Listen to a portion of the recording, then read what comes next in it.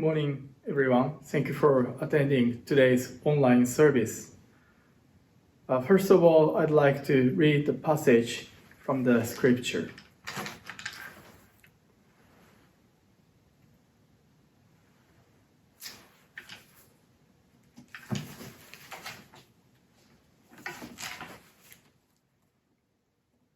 How joyous I am, my heart and mind being rooted in the Buddha ground of universal vow, and my thoughts and feeling flowing within the Dharma ocean, which is beyond comprehension. I'm deeply aware of the Tathagata's immense compassion, and I sincerely revere the benevolent care behind the Master's teaching activity. My joy grows ever fuller, my gratitude and indebtedness ever more compelling.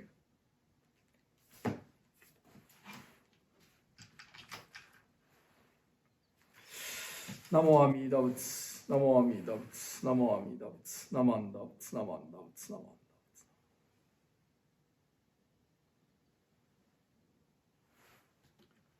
Buddha. Again, good morning, everyone. Thank you for attending today's online service. Last Sunday, we conducted a Gotan-e service, the celebration of the birth of founder Shinran Shonin, Master Shinran. In my message, I talked about awareness. When we follow or practice the teaching of Jodo Shinshu Buddhism or Shin Buddhism, we receive the importance of awareness that changes the way we speak, the way we think, and the way we act, behave. Today, let me talk about some examples of how such awareness changes our everyday lives. I'd like to share some stories about Genza, who was a Jodo Shinshu Buddhist, lived in late 19th to early 20th century in Japan. He was a peasant. And then the first story is about the vegetable thief. One day, his mom asked Genza to go to their vegetable patch to get some potatoes for their dinner. As he approached to the vegetable patch, he found somebody doing something. The guy was stealing potatoes from Genza's vegetable patch. So if you are Genza, what would you do? I think most of us would shout, "What are you doing?" Or maybe call police, right? But what he did was nothing. He just went back home and told his mom, "Hey mom, it's not our turn today." Do you know what he meant? He meant it was not his and his mom's turn to take the lives of potatoes. When we grow vegetables, we think it is us who should harvest them because of labor and efforts. But I'd say this is a sort of our perspective or self-centered view. What if we are vegetables? What if we are vegetables? We grow up in a vegetable patch and then live a peaceful life. And then one day, suddenly, somebody comes and harvests us. We are carried to somebody's kitchen, our skins are peeled, cut, cooked, and eaten. So from vegetables' perspective, Genza and the vegetable thief are the same. In either case, their lives are taken. That's why Genza said, "It's not our turn today." right? But vegetable thieves turn to take the lives of potatoes, which means he could see the situation from a different perspective based on the awareness of the equality of life.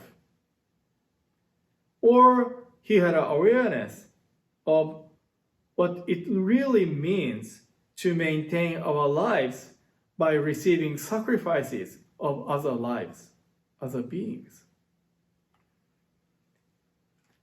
Another story about Genza is a conversation with a leader of other religious tradition.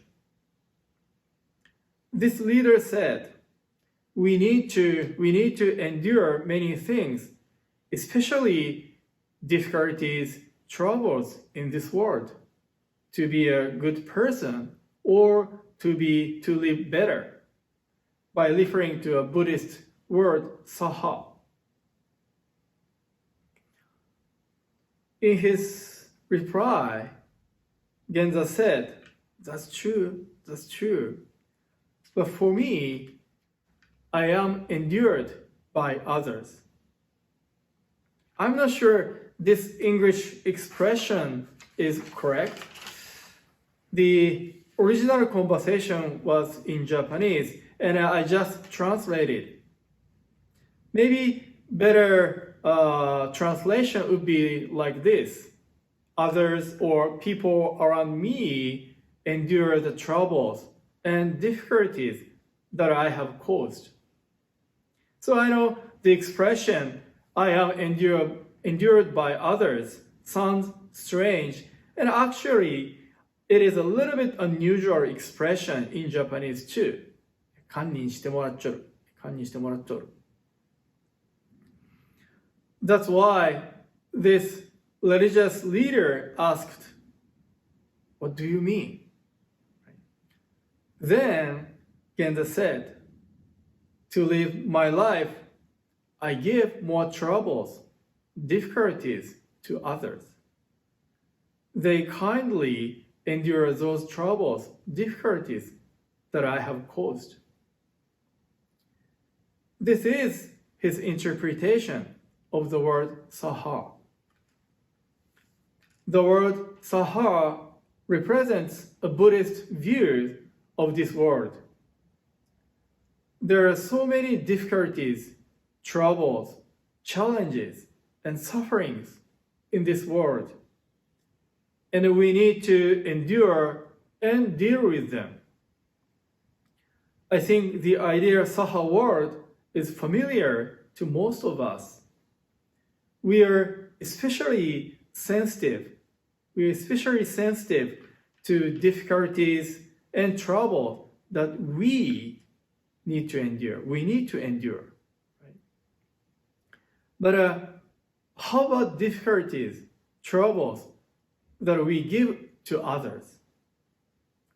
Although it is true that we give difficulties, troubles to others in our everyday lives, most of us, including myself, do not pay much attention, or we are ignorant of those troubles, difficulties that we give to others. By deeply listening to the teaching of Jodo Shinshu Buddhism, Genza could observe himself from a different perspective.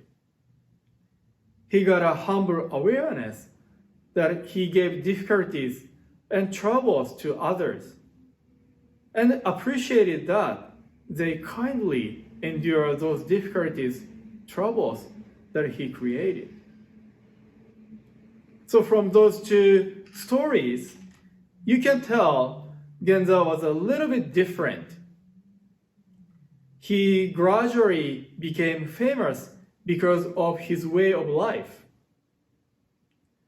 One time, a publisher in Kyoto planned to publish a book titled The Life of Famous Buddhists. The Life of Famous Buddhists. Genza was featured as one of them, and an interviewer came to him. Genza said, No. as soon as he heard the plan about this publication. He said, "Don't do such a thing. It's too soon." The interviewer said, "Too soon? Why? You're already 86 years old." Genza replied, "You know, that doesn't matter. I still may do something wrong and maybe put in a jail." The interviewer said, No way. That's gonna happen." Genza then said quietly, I'm a bad person.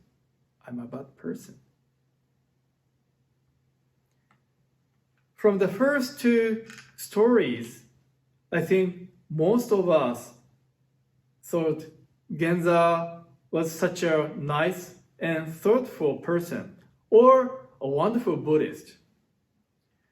But he knew the reality or truth of himself as well. He was not a Buddha yet, which means he still carried or he was under the influence of greed, anger, stupidity, or three poisons. He knew how strong they were. Under a certain circumstance, no matter how old he was, his greed, anger, stupidity might make him commit the wrong thing. Because of such awareness, he declined the interview and said, I am a bad person. The awareness that we receive from the teaching of Jodo Shinshu Buddhism, or more precisely speaking, the awareness we receive from Amida Buddha. Such awareness brings us broader or different perspective so that we would think, speak, behave differently than before, as I introduced in the two stories of Genza. But not only that, more importantly, the teaching of Jodo Shinshu Buddhism or teaching of Amida Buddha brings us a deeper and a true awareness of who we are or how we live our everyday lives. With such awareness, or because of such awareness, we are changed internally. Our lives would become more appreciative, more grateful, more humble, more reflective, or less self-centered. Although we are not the Buddha yet, the quality of our lives surely changes, which is Amida Buddha's wish. That's what Amida Buddha wishes. Amida Buddha wishes each of us will live a spiritually fulfilled life with such deep awareness. As our lives become more profound or enriched, we deepen our appreciation of Amida Buddha's guidance and then try to share it with other people so that they will also live a spiritually fulfilled life. Jodo Shinshu Buddhism is a group of such people. This is what our founder, Shinran Shonin, Master Shinran, shared with us. I hope we will continue to deeply listen to this teaching of awareness and fulfill our lives with Amida Buddha. Again, thank you very much for attending today's online service. I'd like to close my message reading The passage one more time from Shinran Shonin's Kyogyo Shinsho. How joyous I am, my heart and mind being rooted in the Buddha's ground of universal vow, and my thoughts and feelings flowing within the Dharma ocean, which is beyond comprehension. I am deeply aware of Tathagata's immense compassion, and I sincerely revere the benevolent care behind the Master's teaching activity. My joy grows ever fuller, my gratitude and indebtedness ever more compelling. Namo Amida Buddha. Namo Amida Buddha. Namo Amida Buddha. Namanda Buddha. Namanda Buddha. Namanda Buddha. Namanda Buddha. Namanda Buddha.